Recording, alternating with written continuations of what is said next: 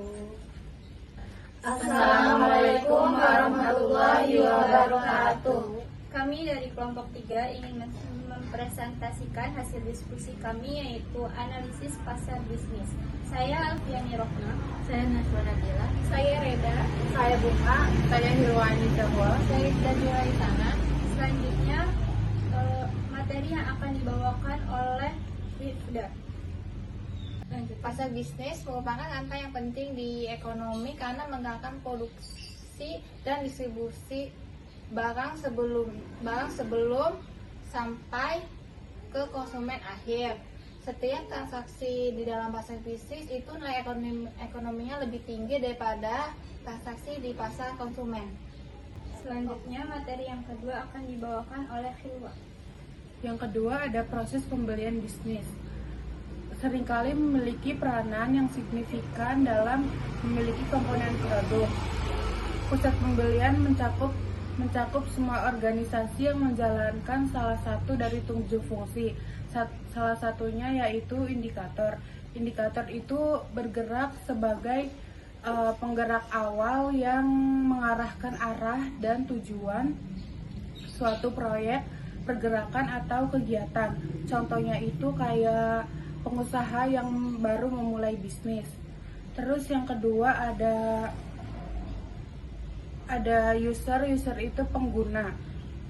Terus ada pihak yang mempengaruhi seperti influencer. Influencer itu kayak individu yang memiliki pengaruh signifikan terhadap opini, perilaku atau keputusan orang lain melalui media sosial. Peran influencer itu sebagai mempromosikan produk atau jasa. Terus manfaat influencer marketing salah satunya yaitu meningkatkan kesadaran merek. Yang kedua itu ada membangun kepercayaan konsumen. Yang terakhir ada meningkatkan penjualan. Lanjut. Selanjutnya materi yang ketiga akan dibawakan oleh Bunga. Selanjutnya itu ada proses pembelian atau pengadaan, di mana pada proses ini pemasar dituntut untuk mampu memberikan penawaran yang menarik yang sesuai dengan kebutuhan konsumen. Jadi fokus utamanya yaitu untuk memberikan penawaran yang terbaik yang sesuai dengan kebutuhan dan ekspektasi konsumen.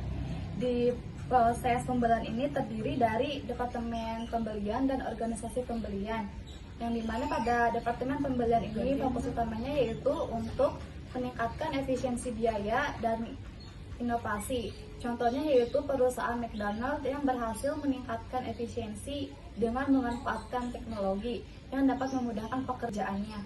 Sedangkan pada organisasi pembelian, fokus utamanya yaitu untuk memantau penjualan supaya berjalan sesuai kebutuhan dan bisa berjalan secara efisien dan efektif.